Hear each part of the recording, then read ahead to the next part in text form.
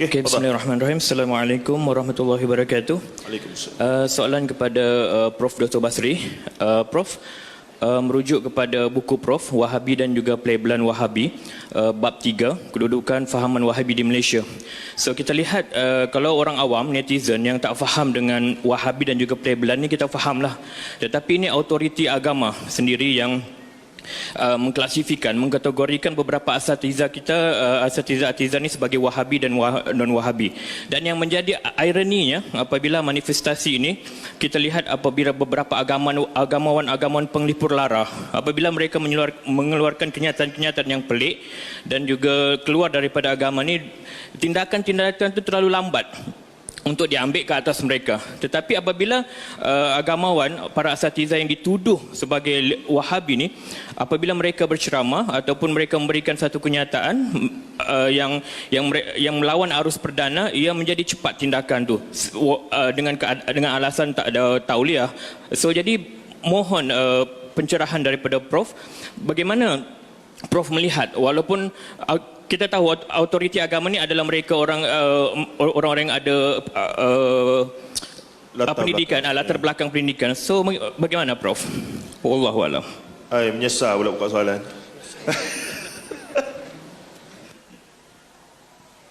Terima kasih kepada ahli jemaah yang bertanya tentang soalan kaitan dengan buku saya tentang Wahabi ini.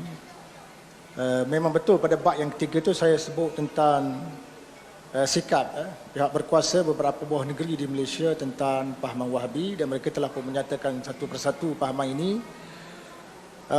Dan antara banyak-banyak pihak berkuasa agama yang menyentuh tentang Wahabi ini adalah, yang menarik perhatian saya sekali adalah pihak berkuasa negeri Johor. Kerana negeri Johor antara negeri yang telah mengharamkan buku saya. Buku saya ini saya tulis tentang akidah Ahli Sunnah wal Jamaah, dan buku ini adalah berpahaman Asy'ariyah, bukan Salaf. Asy'ariyah dah, tetapi diharamkan. Dan saya cuba tengok balik buku tu sebab atas dasar apa dia diharamkan, ya. Kerana menjadi sifat biasaan saya, kalau satu buku tu tak kena, data tak kena, maklumat tak tepat, saya akan semak balik, dan untuk cetakan seterusnya saya akan perbarui. Tetapi buku saya yang dicetak ini diharamkan di Johor Bahru. Saya cuba mencari perkara-perkara yang diharamkan, tidak jumpa, tak ada yang saya tengok haram. Dan oleh kerana itu saya bertanya kepada Ustaz Syihabuddin yang juga menghadapi mangsa yang sama, buku dia juga diharamkan. Dan Ustaz Syihabuddin telah nekat pergi ke pejabat agama di negeri Johor dan bertanya sebab apa bukunya diharamkan. Dan Ustaz Syihabuddin telah mereka menyatakan tidak ada apa-apa yang layak diharamkan buku itu. Ustaz Syihabuddin pun menyatakan bahawa kalau di sana ada perkara yang salah dalam fakta yang diketengahkan oleh beliau dalam buku tadi, Ustaz Syihabuddin bersedia bertaubat. Ustaz Syihabuddin bukan nak mencabar. Kalau Johor menetapkan begitu, kita akur je. Itu kehendak negeri Johor, kita tidak mencabar. Dan kita hormat putusan negeri-negeri tentang akidah itu, kita hormatnya. Cuma kita pergi nak tanya di mana silap. Sebab kita nak perbetulkan buku kita, itu sahaja. Dan Ustaz Syihabuddin nekat, saya tak pergi. Kerana Mufti Johor ni sahabat saya. Di malam Mufti Johor tu murid saya, bukan orang lain. Jadi kita tak nak lah. Kita hormat putusan yang dia buat. Cuma saya hanya nak tahu di mana silapnya buku itu supaya saya boleh baiki semula. Itu aja. Syihabuddin pun, Ahmad Syihabuddin kita, dia pergi tanya benda yang sama di mana silap untuk dia bertaubat. Syihabuddin menggunakan perkataan yang lebih sophisticated. Saya pergi ni di mana buku ni silap, saya nak taubat. Bukan nak bertikar pun dia tak boleh sebut. Ada masalah. Jadi saya perhatikan tuan-tuan, Johor dia agak ketat, tetapi dalam banyak-banyak benda yang disebut tentang Wahabi sifatnya begini sini, maka akhirnya dia sebut juga di situ bahawa dia kata kebanyakan isu yang disebutkan di situ adalah isu khilaf. Dia juga sebut khilaf. Kemudian akhirnya dia buat satu kesimpulan kat belakang tu, faktor apa sebenarnya yang menyebabkan pengharaman golongan Wahabi, kerana dia kata golongan ini terlalu cepat membid'ahkan orang dan terlalu cepat mengkufur, memasik dan sebagainya. Istilah tu. Jadi bila saya baca gitu, saya dapati ini faktor yang menyebabkan mereka haram. Bukan kerana faktor khilafiyah tadi. Bukan faktor khilafiyah, tapi faktor kerana dia katakan cepat. Tetapi bila saya tengok seterusnya, saya cuba sebagai seorang pengkaji lah di universiti, saya cuba melihat dari sudut universiti, tuan-tuan. Apa sebab, saya nak tahu apa sebab yang diharamkan di Malaysia ni. Saya tak jumpa. Sebab tu, bila kita rujuk kepada Jakim, Jakim kata Wahabi adalah satu pahaman yang tidak sesat. Dia termasuk dalam golongan ahli sunnah wal jamaah. Kedua. Yang ketiga, dia merupakan pahaman yang tidak sesuai dengan aliran perdana di Malaysia. Aliran perdana di Malaysia ni kata dia majoritinya Asy'ariyah Maturidiyah. Maka Jakim melihat dari segi pertembungan, barat tembung. Jadi ditakut kalau pertembungan yang berlaku antara orang yang belajar tauhid ini Asy'ariyah dengan salaf ni berlaku pertembungan yang boleh membawakan keresahan dalam masyarakat. Itu pandangan dia lah. Itu pandangan dia lah, dia temu keresahan. Jadi seolah-olah saya faham, sama juga kita kata di Malaysia ini atau majoriti negeri Malaysia adalah bermazhab Syafi'i. Maka kita tak benar mazhab Hanafi. Bukan kerana mazhab Hanafi itu salah, menimbulkan keresahan kepada pengamal mazhab Syafi'i. Saya faham kok tu saja. Bukan kerana pahaman Wahabi itu adalah satu pahaman yang salah. Maka dari segi akademik, bukan saya kata dari segi peribadi, dari segi akademik saya agak kurang setuju kalau sekiranya pahaman Wahabi itu diharamkan sama sekali. Kerana bila saya cek penjelasan yang dibuat oleh pihak berkuasa agama ni, apa sebenarnya definisi Wahabi itu sendiri tidak dinyatakan. Dia tidak buat di situ definisi. Dia cuma cerita sifat dia. Tak baca dia kata antaranya menolak sifat 20 dan menerima tauhid 3. Sebagai contoh dia. Menolak sifat 20, tuan-tuan. Sifat 20, tauhid 3, ini apa? Asaskan pendekatan. Ini pendekatan. Jadi pendekatan, kalau tuan-tuan rasa pendekatan ni agak sukar untuk saya faham, saya nak pendekatan kedua. Salah atau tidak? Ulama sendiri mengatakan tuan-tuan boleh pindah mazhab atau tidak. Tuan-tuan nak duduk mazhab Syafi'i, tapi tuan-tuan rasa sukar betul aku ikut mazhab Syafi'i, aku nak pindah mazhab Hanafi. Boleh atau tidak? Al-Imam Muzani, tuan-tuan, murid kepada Imam Syafi'i dah. Dia ada anak murid dia, nama apa? Imam Tahawi. Yang buat syarah akidah Tahawiyah tu murid kepada Imam Muzani. Imam Muzani orang mudah padah payang. Dia mengajar Imam Tahawi. Tahawi ni lambat ingat. Dia lambat ingat, tuan-tuan. Maka Imam Muzani kata, aku bersumpah dengan nama Allah, kamu tak akan berjaya dalam pembelajaran.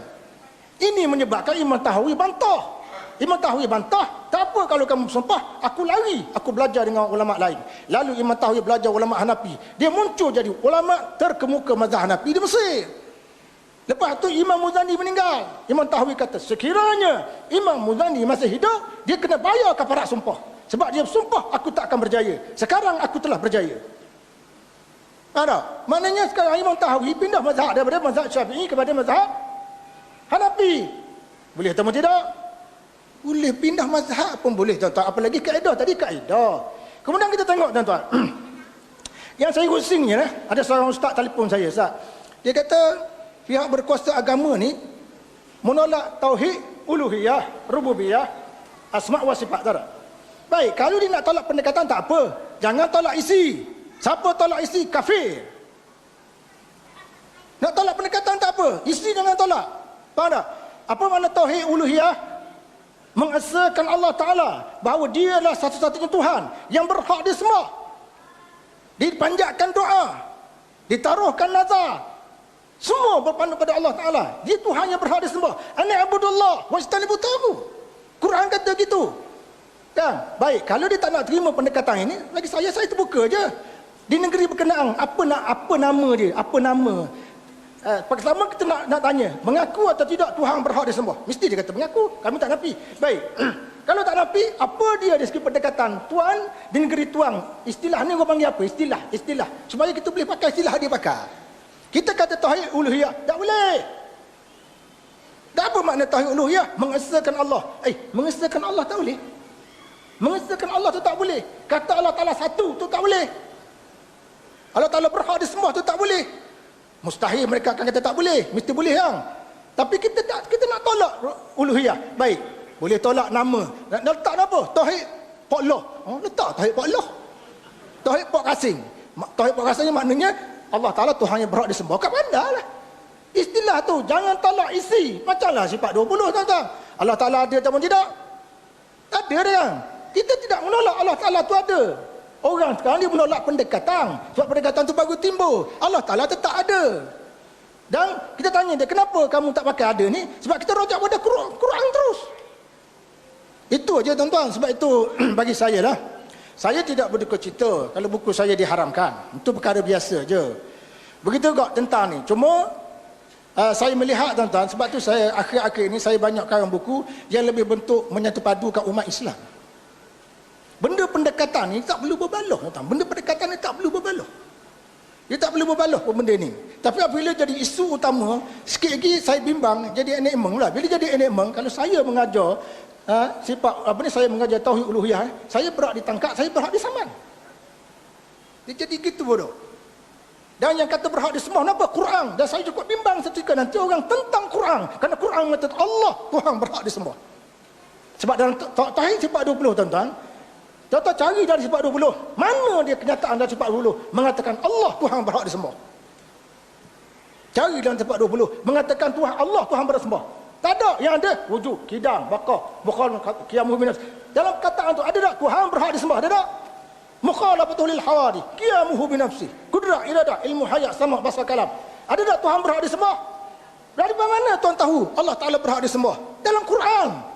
Sifat 20 dibincang rububiyah. Pasal berbicara rububiyah, menanam rasa cinta kita pada sifat Tuhan. Kalau begini sifatnya, maka wajar dia Tuhan yang berhak disembah. Konsep tu kena faham. Itu sebab saya sangat berduka cita tuan-tuan. Pendekatan ini menyebabkan ustaz-ustaz tidak ada beritahu dia. Sangat berduka cita. Terbukalah sikit bagi saya yang supaya kita faham. Sikap ta'assub akan menyebabkan buta mata hati kita. Dan saya paling takut apabila proses menuntut ilmu negara kita akan jadi terbantuk satu ketika nanti. Sebab masa saya pergi sikit lagi, masa saya pergi tuan-tuan, saya pergi ke Mekah, masa tu Datuk Zulkifli Al-Bakri ada di sana. Masa tu saya pergi. Antara soalan yang ditanya oleh ahli jemaah, saya tak tahu macam mana, dia faham tak faham. Dia tanya, Datuk, sah atau tidak kita sembahyang di belakang Imam Arab Saudi yang tidak baca kunut? Sah atau tidak? Soalan tu sah atau tidak? Ada? Nak tanya tuan-tuan. Sah ke tak? Sah. Mana bila dia kata tak sah, dia tak mau sembahyang. Kata tak sah, pasal kawan tu tak baca kunut. Dalam mazhab Syafi'i tuan-tuan, baca kunut tu pun sunat sahaja. Tertinggal baca kunut boleh tampur dengan sujud sahwi. Tertinggal belajar sahwi, tak ada kata ulama kata batal. Jadi benda boleh terbuka, bagi saya kena terbuka. Kita ada 21 universiti awam. Dan dalam universiti tuan kita mengajar pelajar kita tak terima bulat-bulat pada guru. Pelajar menjadi satu pelajar yang kritikal, boleh menganalisis, ambil data, kembang data. Pelajar kena buat kajian. Bukan belajar saja terima. Kita tak ajar pelajar gitu. Kita berdepan antarabangsa tuan-tuan.